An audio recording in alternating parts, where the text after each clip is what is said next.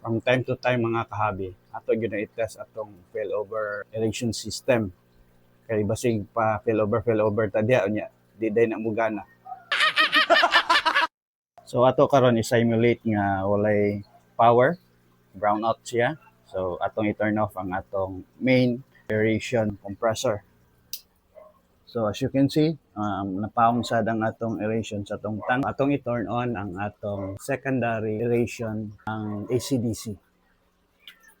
Alright, so atong i-check. Uy, may gana siya. It's good. What up mga kahabi? So sa atong aeration system, important nga continuous ang supply sa hangin sa atong tanks. So kung naa kay failover aeration system, dapat i-test gyud na nimo from time to time on normal operation. So just like any other failover system, dapat i-test gyud na nimo regularly para assured ka nga working ang imong failover system. This episode, mga kahabi, is sponsored by Jam Probiotics, your immunobooster and all-in-one supplement para sa inyong goldfish or any pets for that matter. This is the probiotics for champions. Thank you for watching.